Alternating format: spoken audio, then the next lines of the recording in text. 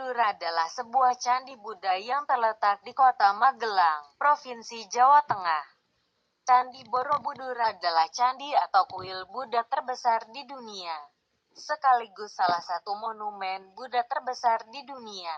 Karena kemegahan dan keagungannya, candi yang dibangun pada abad ke-8 ini sudah ditetapkan oleh UNESCO sebagai salah satu warisan kebudayaan dunia (World Heritage). Candi Borobudur dibangun pada masa pemerintahan dinasti Shailendra. Berbentuk stupa ini didirikan oleh para penganut agama Buddha Mahayana pada masa pemerintahan Wangsa Shailendra. Sejarah berdirinya Candi Borobudur dibangun pada abad ke-8. Asal-usul Candi Borobudur pun masih diliputi misteri mengenai siapa pendiri Candi Borobudur dan apa tujuan awalnya membangun candi ini. Banyak cerita dan kisah Candi Borobudur beredar yang kini dikenal sebagai dongeng rakyat setempat. Letak Candi Borobudur. Candi Borobudur terletak di kota Magelang, Provinsi Jawa Tengah. Alamat Candi Borobudur lengkapnya ada di Jalan Badrawati, Borobudur, Magelang, Jawa Tengah. Lokasi Candi Borobudur berada sekitar 100 km dari Semarang, 86 km dari Surakarta dan 40 km dari Yogyakarta. Sejarah Candi Borobudur. Bagaimana sejarah berdirinya Candi Borobudur dari dulu sampai sekarang? Kali ini akan dibahas mengenai sejarah Candi Borobudur singkat dari awal mula berdiri, penemuan kembali dan proses pemugaran candi. Asal-usul Candi Borobudur. Terdapat sejarah panjang dalam berdirinya Candi Borobudur. Sampai saat ini tidak ditemukan bukti tertulis yang menjelaskan siapa yang membangun Borobudur dan apa tujuan membangun candi ini. Diperkirakan Candi Borobudur dibangun pada tahun 800 Masehi. Perkiraan waktu pembangunan candi didasarkan pada perbandingan antara jenis aksara yang tertulis di kaki tertutup Karma Wibanga dengan jenis aksara yang umumnya digunakan pada prasasti kerajaan abad ke-8 dan ke-9. Candi Borobudur dibangun pada masa kerajaan dinasti Shailendra di Jawa Tengah yang bertepatan antara kurun waktu 760 sampai 830 Masehi. Proses pembangunan Candi Borobudur diperkirakan menghabiskan waktu 75 sampai 100 tahun lebih.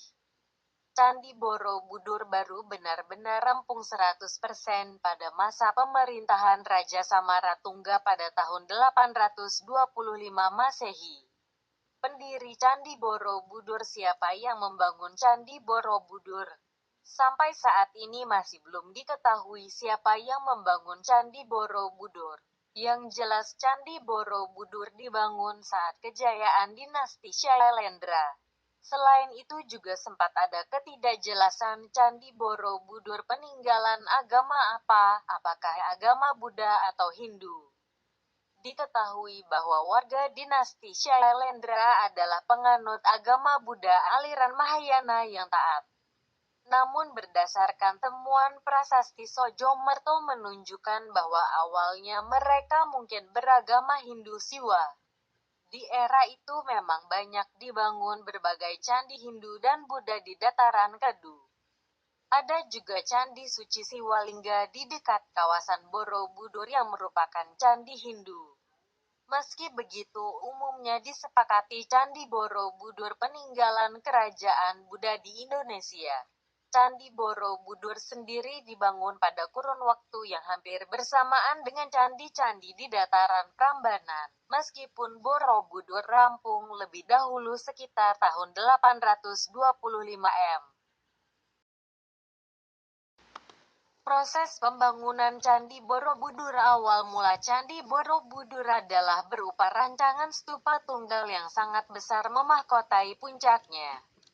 Karena stupa yang terlalu besar dan berat dianggap bisa membahayakan Maka kemudian stupa tersebut dibongkar dan diganti menjadi 3 barisan stupa kecil dan 1 stupa induk. Seperti sekarang pembangunan Candi Borobudur bisa dibagi menjadi 4 tahapan. Berikut adalah perkiraan tahapan pembangunan Borobudur. Tahap pertama pembangunan Candi Borobudur dilakukan dengan meletakkan fondasi dasar candi. Masa pembangunan Borobudur tidak diketahui pasti dan diperkirakan dimulai pada tahun 750 Masehi. Borobudur dibangun di atas bukit alami. Bagian atas bukit diratakan dan pelataran datar diperluas. Borobudur terbuat dari batu andesit tapi tidak seluruhnya. Bagian bukit tanah dipadatkan dan ditutup struktur batu sehingga menyerupai cangkang yang membungkus bukit tanah. Sisa bagian bukit ditutup struktur batu lapis demi lapis. Awalnya Borobudur dibangun dengan tingkatan bersusun seperti rancangan piramida. Namun susunan tersebut diubah dan sebagai gantinya dibangun 3 undakan pertama yang menutup struktur asli piramida yang diubah. Tahap kedua. Pada tahap kedua pembangunan tidak banyak proses pembangunan dilakukan. Yang ada hanya dilakukan penambahan 2 undakan persegi, pagar langkan dan 1 undak melingkar. Di atasnya langsung dibangun sebuah stupa tunggal yang sangat besar. Tahap ketiga. Pada tahap ketiga pembangunan terjadi perubahan rancangan bangunan. Undak atas lingkaran dengan stupa tunggal induk besar dibongkar dan diganti 3 undak lingkaran. Stupa-stupa yang lebih kecil dibangun berbaris melingkar pada pelataran undak-undak ini dengan 1 stupa induk yang besar berada di bagian tengahnya. Fondasi candi juga agak diperlebar dan kemudian dibangun kaki tambahan yang membungkus kaki asli sekaligus menutup relief Karma Wibangga. Perubahan stupa besar dikarenakan stupa tersebut terlalu besar dan berat sehingga diganti 3 stupa kecil dan 1 stupa induk. Tahap keempat. Pada tahap keempat atau tahap terakhir pembangunan dilakukan sedikit perubahan kecil dan finishing. Perubahan kecil yang meliputi penyempurnaan relief, penambahan pagar langkan terluar, perubahan tangga dan pelengkung atas gawang pintu serta pelebaran ujung kaki. Setelah perubahan kecil selesai, maka Candi Borobudur pun selesai dibangun. Pada akhirnya Candi Borobudur diperkirakan rampung secara total pada sekitar tahun 850 Masehi. Penemuan Candi Borobudur. Sejarah Candi Borobudur berikutnya memasuki tahap penemuan kembali. Perlu diketahui bahwa Candi Borobudur sempat tersembunyi dan terlantar selama berabad-abad. Borobudur terkubur di bawah lapisan tanah dan debu vulkanik yang kemudian ditumbuhi pohon dan semak belukar sehingga Borobudur saat itu benar-benar menyerupai bukit. Tidak diketahui kenapa Borobudur ditinggalkan dan dibiarkan tidak terawat. Diperkirakan antara tahun 928 sampai 1006 Masehi ketika Raja Empu Sindok memindahkan ibu kota kerajaan Medang ke kawasan Jawa Timur karena adanya letusan gunung berapi menjadi faktor kenapa Borobudur ditinggalkan. Meski hal ini juga belum pasti. Masuknya kerajaan Islam di abad ke-15 juga membuat Borobudur kian dilupakan. Meski ada cerita dan legenda Candi Borobudur yang beredar mengenai kejayaan candi ini di masa lampau. Baru pada tahun 1814 Masehi, Candi Borobudur kembali ditemukan lagi. Saat itu Pulau Jawa ada di bawah pemerintahan Inggris yang dipimpin oleh Thomas Stamford Raffles selaku Gubernur Jenderal. Raffles memiliki ketertarikan pada sejarah dan kebudayaan Jawa. Saat melakukan inspeksi ke Semarang, Raffles mendengar kabar adanya monumen besar yang letaknya tersembunyi di dalam hutan dekat Desa Bumi Segoro. Ia kemudian mengutus H.C. Cornelius seorang insinyur Belanda, untuk menyelidiki keberadaan bangunan besar ini. Dalam 2 bulan, Cornelius beserta 200 bawahannya menebang pepohonan dan semak belukar yang tumbuh di Bukit Borobudur dan membersihkan lapisan tanah yang mengubur candi ini. Ia melaporkan temuan ini dan memberi sketsa Candi Borobudur pada Raffles. Raffles pun dianggap berjasa atas penemuan kembali Candi Borobudur dan mulai menarik perhatian dunia atas keberadaan monumen yang pernah hilang ini. Hartman, seorang pejabat pemerintah Hindia Belanda di Keresidenan Kedung, meneruskan kerja Cornelius. Pada tahun 1835 Masehi, akhirnya seluruh bagian bangunan candi telah tergali dan bisa terlihat. Pemerintah Hindia Belanda menugaskan F.C. Wilson, seorang insinyur pejabat Belanda bidang teknik, untuk mempelajari monumen ini. Setelah itu terus dilakukan penelitian terkait Candi Borobudur oleh pemerintah Hindia Belanda. Borobudur pun kian terkenal hingga mengundang kolektor candi untuk berkunjung. Borobudur juga sempat menjadi target pencuri artefak candi untuk kemudian dijual mahal. Pada 1882, Kepala Inspektur Artefak Budaya menyarankan agar Borobudur dibongkar seluruhnya dan reliefnya dipindahkan ke museum akibat kondisi yang tidak stabil, ketidakpastian dan pencurian yang marak di monumen. Namun seorang arkeolog bernama Groenvet yang ditunjuk pemerintah menggelar penyelidikan menyeluruh atas situs dan kemudian menyarankan agar bangunan ini dibiarkan utuh dan tidak dibongkar untuk dipindahkan. Pemugaran Candi Borobudur. Sejarah berdirinya Candi Borobudur berlanjut dengan proses pemugaran. Pada tahun 1900 Masehi, pemerintah Hindia Belanda mengambil langkah menjaga kelestarian monumen ini. Dibentuklah komisi yang terdiri atas 3 pejabat untuk meneliti monumen ini yang terdiri dari seorang sejarawan seni bernama Brandes, seorang insinyur dan tentara Belanda bernama Theodor van Erp, dan insinyur ahli konstruksi bangunan Departemen Pekerjaan Umum bernama Van de Kamer. Pemugaran candi dilakukan dengan memperhatikan banyak hal. Hal-hal yang dilakukan antara lain adalah perbaikan sistem drainase, pengaturan sudut bangunan, pemindahan batu yang membahayakan, penguatan pagar langkan pertama dan pemugaran beberapa relung, gerbang, stupa dan stupa utama. Hal lain yang harus ditambahkan adalah pembuatan pagar halaman candi dan pembersihan kawasan. Proses pemugaran Candi Borobudur dilakukan pada kurun 1907 sampai 1911 Masehi. Setelah Indonesia merdeka, pemerintah pun beberapa kali melakukan pemugaran meski berskala kecil. Pada akhir 1960-an, pemerintah Indonesia telah mengajukan permintaan kepada masyarakat internasional untuk pemugaran besar-besaran demi melindungi monumen ini.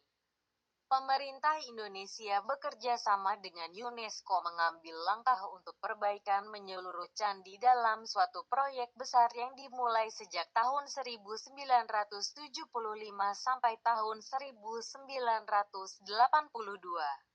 Setelah renovasi, tepatnya pada tahun 1991, UNESCO kemudian memasukkan Candi Borobudur ke dalam daftar situs warisan dunia dan masuk dalam kriteria budaya.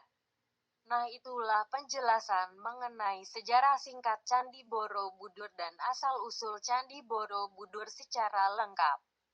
Saat ini wisata Candi Borobudur menjadi salah satu tempat wisata paling banyak dikunjungi di Indonesia.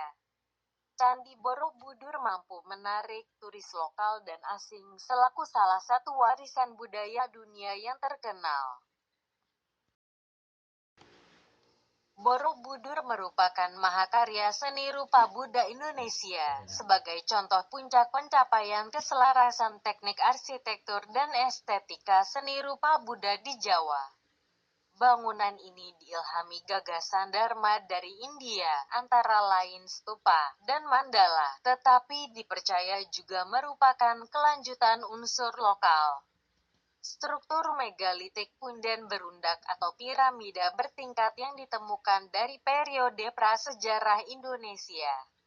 Sebagai perpaduan antara pemujaan leluhur asli Indonesia dan perjuangan mencapai nirwana dalam ajaran Buddha. Sekitar 55.000 meter kubik batu andesit diangkut dari tambang batu dan tempat penatahan untuk membangun monumen ini. Batu ini dipotong dalam ukuran tertentu, diangkut menuju situs dan disatukan tanpa menggunakan semen. Struktur Borobudur tidak memakai semen sama sekali, melainkan sistem interlalok saling kunci, yaitu seperti balok-balok Lego yang bisa menempel tanpa perekat. Batu-batu ini disatukan dengan tonjolan dan lubang yang tepat dan muat satu sama lain, serta bentuk ekor merpati yang mengunci dua blok batu. Relief dibuat di lokasi setelah struktur bangunan dan dinding rampung. Monumen ini dilengkapi dengan sistem drainase yang cukup baik untuk wilayah dengan curah hujan yang tinggi.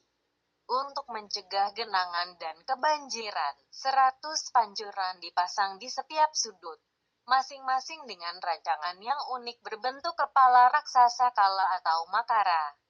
Pada hakikat Borobudur adalah sebuah stupa yang bila dilihat dari atas membentuk pola mandala besar. Mandala adalah pola rumit yang tersusun atas bujur sangkar dan lingkaran konsentris yang melambangkan kosmos atau alam semesta yang lazim ditemukan dalam Buddha aliran Vajrayana Mahayana.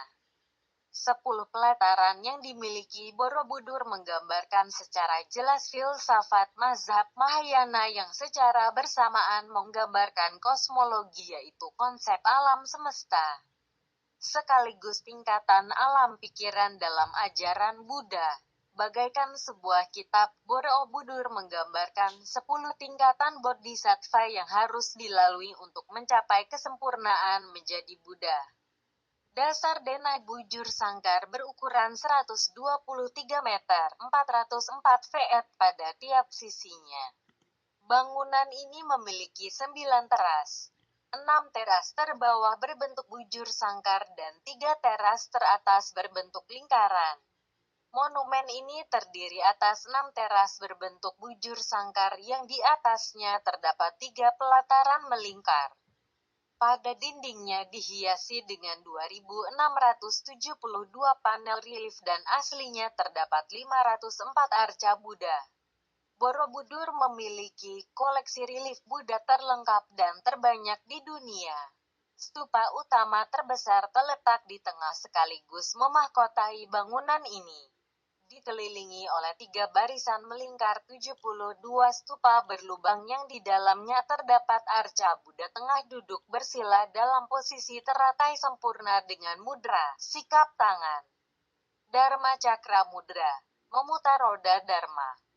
Monumen ini merupakan model alam semesta dan dibangun sebagai tempat suci untuk memuliakan Buddha sekaligus berfungsi sebagai tempat ziarah untuk menuntun umat manusia beralih dari alam nafsu duniawi menuju pencerahan dan kebijaksanaan sesuai ajaran Buddha.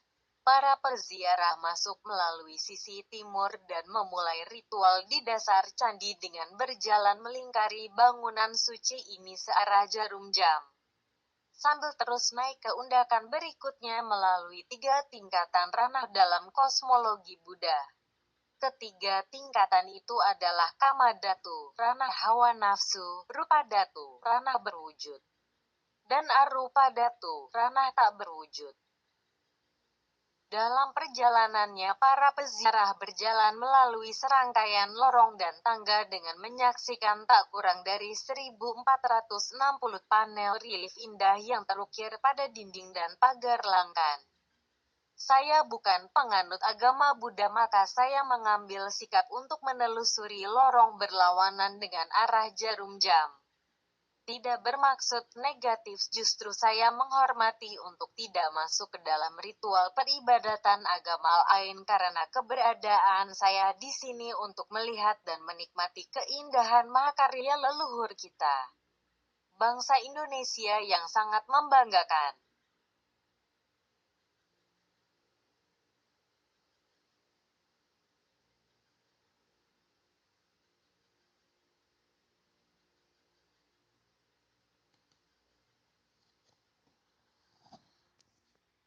Jika kita perhatikan bentuk relief dan perubahannya pada setiap tingkatan, seolah-olah masyarakat yang hidup di masa itu ingin mencerikan atau menyampaikan pesan kepada generasi selanjutnya tentang tradisi budaya mereka.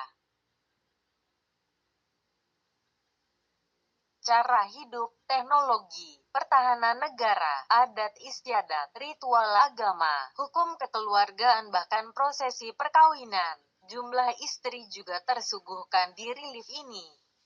Juga terdapat berbagai jenis tanaman yang menjadi kekuatan pangan pada masa itu, termasuk tanaman yang dihormati oleh penganut Buddha seperti lotus cukup banyak terpahat baik di dinding relief maupun di stupa. Bahkan stupa sendiri menyerupai bunga lotus yang sedang mekar, lengkap dengan biji lotus terpahat dengan rapi dan indah. Terdapat juga tanaman kelapa, palmira, lontar, dan tanaman lainnya. Perubahan relief yang sangat mencolok dari setiap tingkatan di rupa datu adalah teknologi persenjataan, alat transportasi, armada perang, pakaian yang digunakan. Pada dinding candi di setiap tingkatan, kecuali pada teras-teras arupa datu, dipahatkan panel-panel bas relief yang dibuat dengan sangat teliti dan halus. Relief dan pola hias Borobudur bergaya naturalis dengan proporsi yang ideal dan selera estetik yang halus. Relief-relief ini sangat indah, bahkan dianggap sebagai yang paling elegan dan anggun dalam kesenian dunia Buddha. Relief Borobudur juga menerapkan disiplin seni rupa India, seperti berbagai sikap tubuh yang memiliki makna atau nilai estetis tertentu. Relief-relief berwujud manusia mulia seperti pertapa, raja dan wanita bangsawan, bidadari ataupun makhluk yang mencapai derajat kesucian laksana dewa, seperti taraf dan bodhisatwa, seringkali digambarkan dengan posisi tubuh terbanga. Posisi tubuh ini disebut lekuk tiga, yaitu melekuk atau sedikit condong pada bagian leher, pinggul, dan pergelangan kaki dengan beban tubuh hanya bertumpu pada satu kaki. Sementara kaki yang lainnya dilekuk beristirahat. Posisi tubuh yang luas ini menyiratkan keanggunan.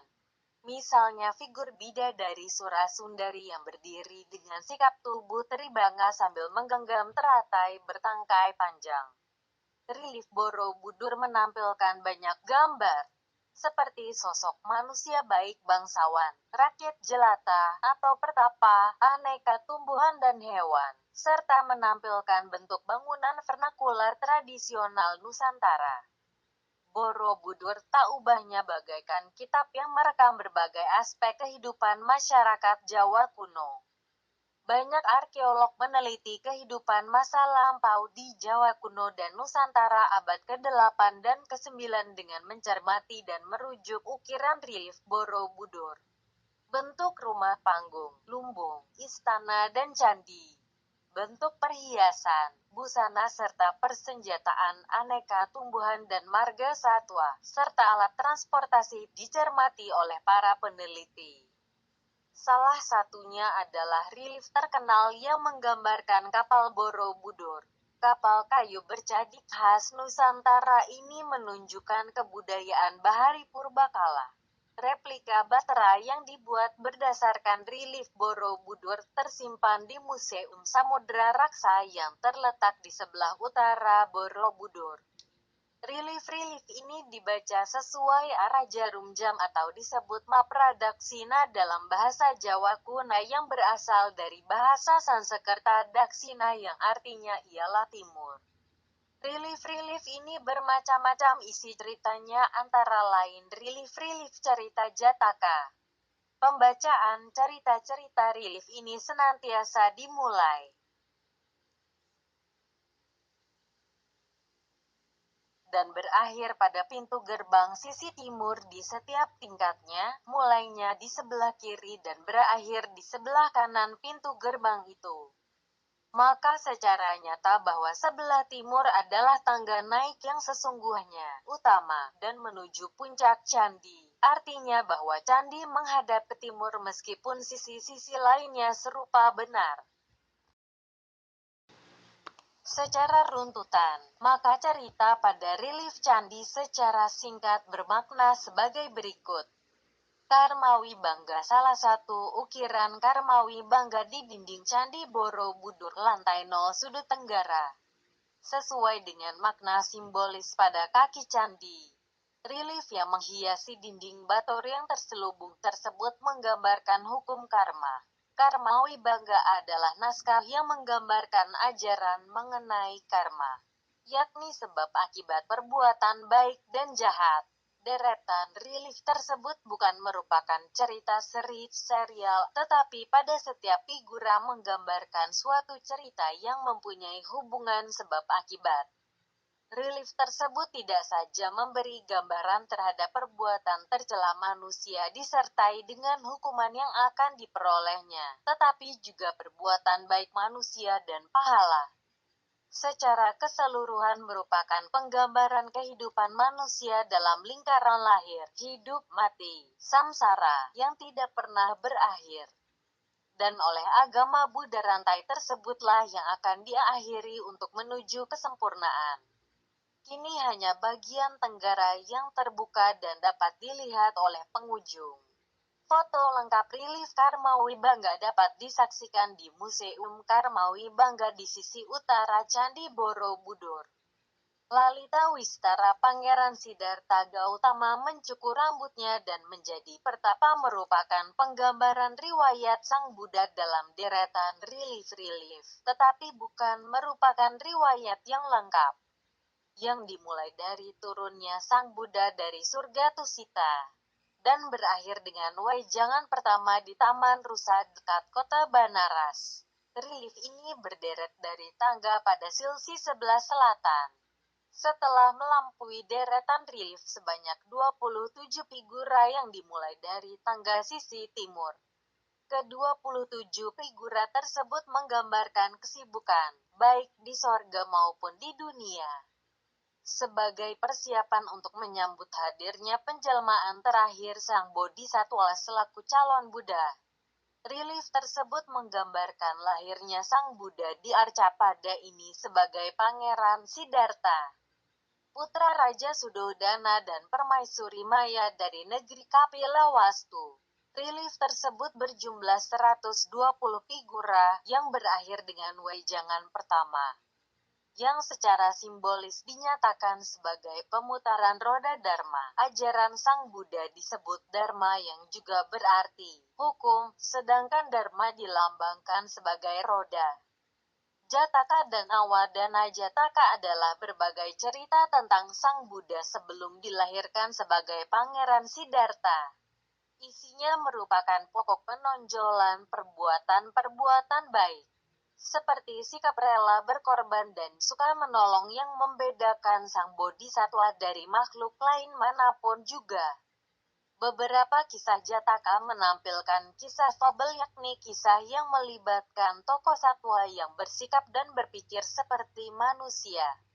Sesungguhnya, pengumpulan jasa atau perbuatan baik merupakan tahapan persiapan dalam usaha menuju ke tingkat kebuddhaan. Sedangkan Awadana, pada dasarnya hampir sama dengan Jataka, akan tetapi pelakunya bukan Sang Bodhisattva, melainkan orang lain dan ceritanya dihimpun dalam kitab Diwiyawadana yang berarti perbuatan mulia kedewaan. dan Kitab Awadana Sataka atau 100 Cerita Awadana. Pada relief Candi Borobudur Jataka dan Awadana diperlakukan sama, artinya keduanya terdapat dalam deretan yang sama tanpa dibedakan. Himpunan yang paling terkenal dari kehidupan sang bodhisatwa adalah Jatakamal atau Untayan Cerita Jataka, karya penyair Aryasura yang hidup dalam abad keempat Masehi. Gandawyuha merupakan deretan relief menghiasi dinding lorong kedua adalah cerita Sudana yang berkelana tanpa mengenal lelah dalam usahanya mencari pengetahuan tertinggi tentang kebenaran sejati oleh Sudana. Penggambarannya dalam 460 figura didasarkan pada kitab suci Buddha Mahayana yang berjudul Gandawyuha, dan untuk bagian penutupnya berdasarkan cerita kitab lainnya yaitu Badracari. Selain wujud Buddha dalam kosmologi Buddhis yang terukir di dinding, di Borobudur terdapat banyak arca Buddha duduk bersila dalam posisi teratai serta menampilkan mudra atau sikap tangan simbolis tertentu. Patung Buddha dengan tinggi 1,5 meter ini dipahat dari bahan bantu andesit. Patung Buddha dalam relung-relung di tingkat rupa datu diatur berdasarkan barisan di sisi luar pagar langkan. Jumlahnya semakin berkurang pada sisi atasnya. Barisan pagar langkan pertama terdiri dari 104 relung, baris kedua 104 relung, baris ketiga 88 relung, baris keempat 72 relung, dan baris kelima 64 relung. Jumlah total terdapat 432 arca Buddha di tingkat rupa datu. Pada bagian arupa datu, 3 pelataran melingkar. Arca Buddha diletakkan di dalam stupa-stupa berterawang, berlubang. Pada pelataran melingkar pertama terdapat 32 stupa, pelataran kedua 24 stupa, dan pelataran ketiga terdapat 16 stupa. Semuanya total 72 stupa. Dari jumlah asli sebanyak 504 arca Buddha, lebih dari 300 telah rusak, kebanyakan tanpa kepala, dan 43 hilang sejak penemuan monumen ini. Kepala Buddha sering dicuri sebagai barang koleksi, kebanyakan oleh museum luar negeri. Secara sepintas semua arca Buddha ini terlihat serupa, akan tetapi terdapat perbedaan halus di antaranya, yaitu pada mudra atau posisi sikap tangan. Terdapat 5 golongan mudra, utara, timur, selatan, barat, dan tengah. Kesemuanya berdasarkan 5 arah utama kompas menurut ajaran Mahayana. Keempat pagar langkan memiliki 4 mudra, utara, timur, selatan, dan barat di mana masing-masing arca Buddha yang menghadap arah tersebut menampilkan mudra yang khas. Arca Buddha pada pagar langkan kelima dan arca Buddha di dalam 72 stupa berterawang di pelataran atas menampilkan mudra tengah atau pusat. Masing-masing mudra melambangkan 5 diani Buddha, masing-masing dengan makna simbolisnya tersendiri. Video ini tidak saya potong agar yang membutuhkan dapat menonton hingga akhir relief. Untuk kejelasan gambar Anda bisa menekan tombol pause di perangkat yang Anda gunakan. Suara teks diambil dari berbagai sumber terutama Wikipedia Indonesia. Untuk uraian yang lebih lengkap bisa Anda akses di situs Wikipedia Indonesia atau bisa datang langsung dan mendapat keterangan dari pemandu wisata Candi Borobudur. Borobudur kini masih digunakan sebagai tempat ziarah keagamaan. Tiap tahun umat Buddha yang datang dari seluruh Indonesia dan mancanegara berkumpul di Borobudur untuk memperingati Trisuci Waisak. Dalam dunia pariwisata, Borobudur adalah objek wisata tunggal di Indonesia yang paling banyak dikunjungi wisatawan. Demikian yang dapat saya bagikan kali ini. Semoga bermanfaat.